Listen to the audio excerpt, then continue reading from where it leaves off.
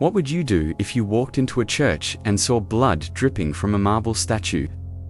Not paint, not water, but actual blood that stained everything it touched. This isn't a horror movie premise. This actually happened in the small Italian village of Montefalcone in 1897, and what the townspeople discovered beneath that bleeding statue will haunt your dreams forever. I'm about to tell you a story that was deliberately buried by the Catholic Church for over a century. A story about a statue that only bled when the wind changed direction, and how every single drop of blood carved deeper into the stone floor below, revealing something so disturbing that 3 different popes ordered all records destroyed. But someone kept a diary. Someone documented everything. And that diary surfaced just 5 years ago in an estate sale in Rome. The statue stood in the Chiesa di Santa Margherita, a small church built in 1542. For 350 years, nothing unusual ever happened there. The statue depicted Saint Margherita herself, carved from pure Carrara marble by an unknown sculptor. Beautiful, serene, with hands clasped in prayer. But in the autumn of 1897, something changed. Father Giuseppe Toretti was the first to notice. He was preparing for morning mass when he saw dark stains on the white marble floor. Beneath the statue, at first, he thought someone had spilled wine during the previous evening's service, but when he knelt to clean it, the liquid was warm, fresh, and it smelled metallic. It was blood. Father Toretti looked up at the statue, and there it was. A thin stream of dark red liquid seeping from the statue's eyes, running down the marble, cheeks dripping steadily onto the stone floor below. He ran. A grown man, a priest who had dedicated his life to faith, ran screaming from his own church. The townspeople gathered within hours. Word spread quickly in a village of only 4 souls. They found Father Toretti sitting outside, trembling, refusing to go back inside. But curiosity is stronger than fear. And soon dozens of people crowded into the small church. The statue was still bleeding. But here's where it gets truly bizarre. Old Maria Benedetti, the village's unofficial weather predictor, noticed something. The others missed. The bleeding had stopped. She checked the wind direction and found it had shifted from southwest to northeast. She waited, watched, and sure enough, when the wind changed back to southwest 20 minutes later, the bleeding resumed. The statue only bled when the wind blew from the southwest. For 3 days, this pattern continued. Southwest wind, bleeding. Statue, any other direction, nothing. The townspeople began keeping detailed records. They timed the bleeding episodes. They measured the blood, and they discovered something that made their skin crawl. Every drop of blood fell in exactly the same spot, not scattered across the floor, not spreading in different directions. Every single drop hit the same precise location on the stone floor, as if guided by some invisible force.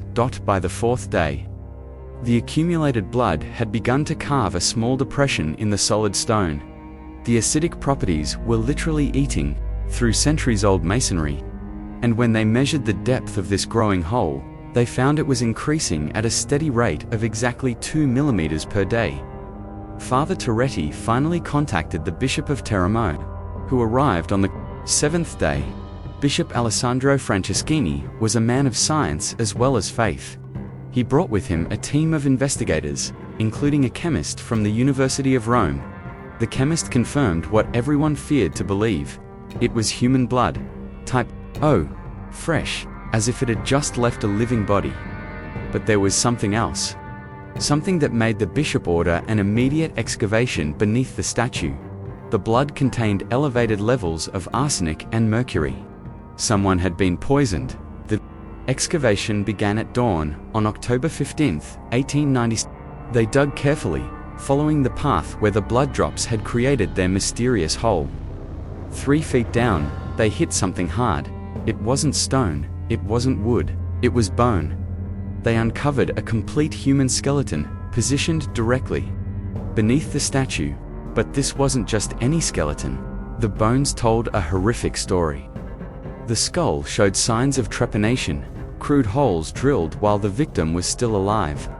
The ribcage was cracked and splintered from the inside, as if Something had tried to break out, and wrapped around the skeleton's neck was a silver chain bearing a medallion.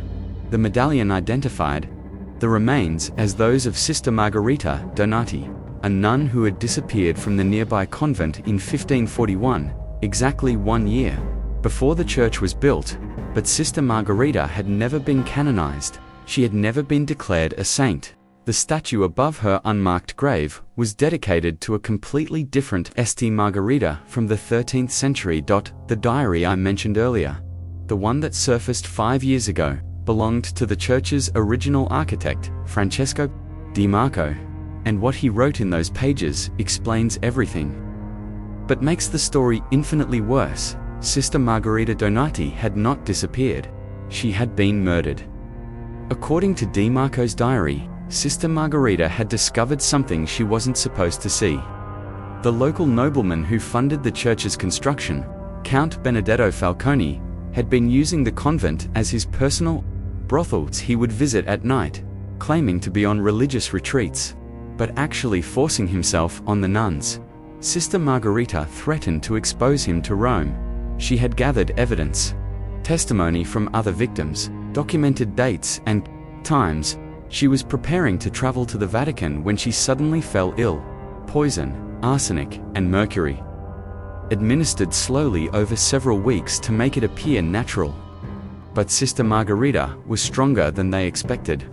She lingered for days, growing weaker, but refusing to die quietly.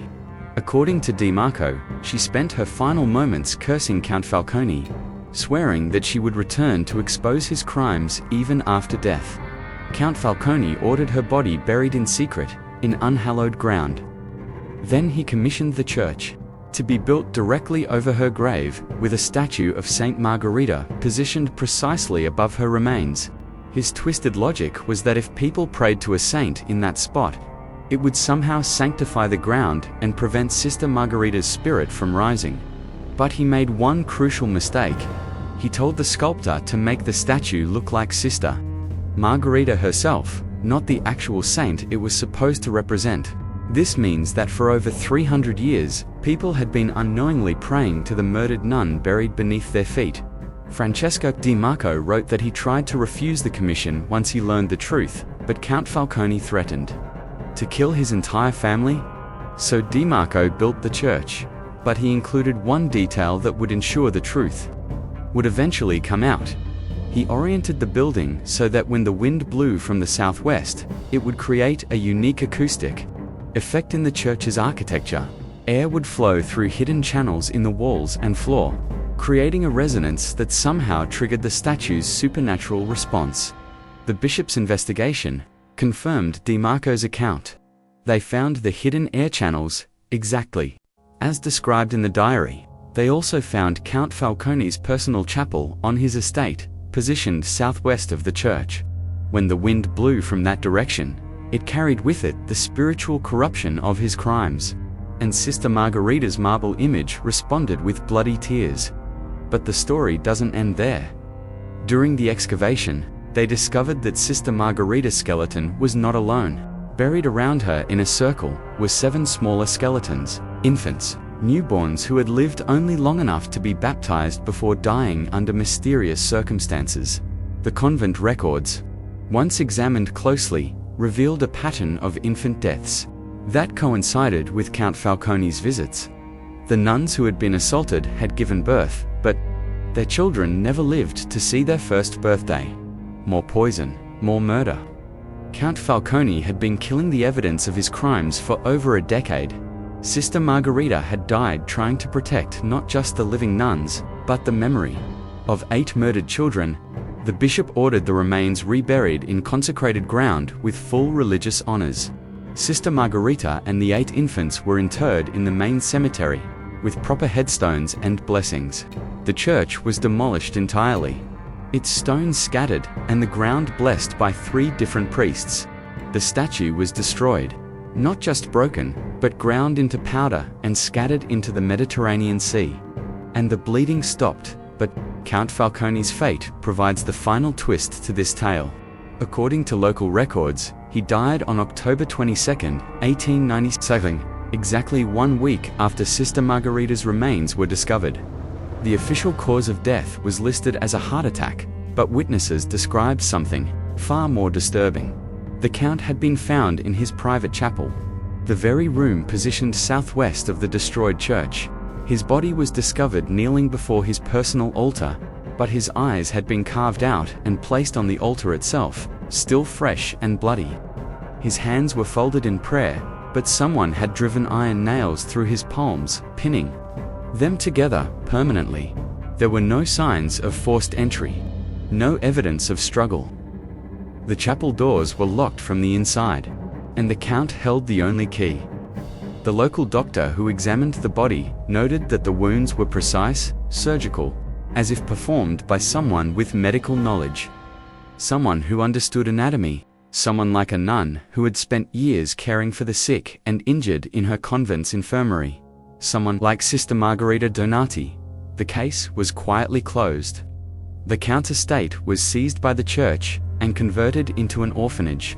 Francesco Di Marco's diary was hidden away, and all official records of the bleeding statue were destroyed by papal order. The village of Montefalcone was eventually abandoned.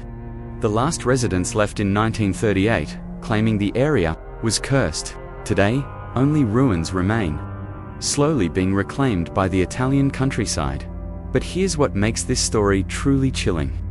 The orphanage built on Count Falcone's estate is still operating today. It's run by the Sisters of Mercy, and it houses 37 children who have nowhere else to go.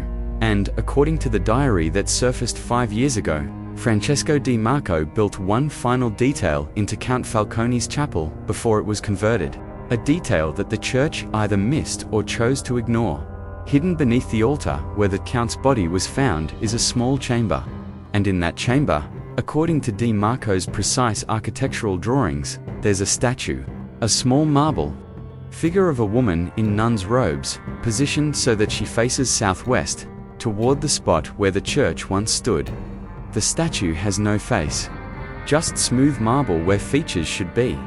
Because according to Di Marco's final diary entry, Sister Margarita wanted to keep watching, keep protecting the innocent children in the orphanage above. But she didn't want anyone to recognize her and disturb her peace again. The children at the orphanage have reported strange dreams over the years. Dreams of a kind woman in white who visits them at night, checking on them, making sure they're safe.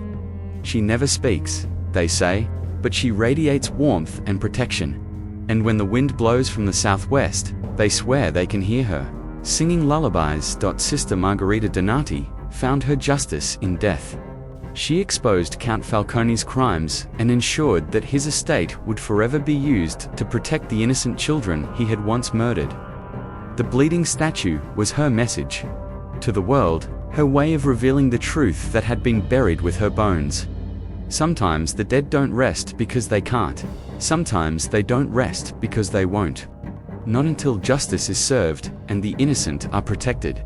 And sometimes, when the wind changes direction, the dead find a way to bleed truth into a world that tried to bury them in silence. The next time you see a statue in a church, remember Sister Margarita? Remember that marble and stone can hold more than just artistry. They can hold memory, pain, and an unbreakable determination to protect those who cannot protect themselves, because some stories refuse to stay buried. No matter how deep you dig the grave or how many centuries pass in silence, the wind always changes direction eventually. And when it does, the truth has a way of bleeding through.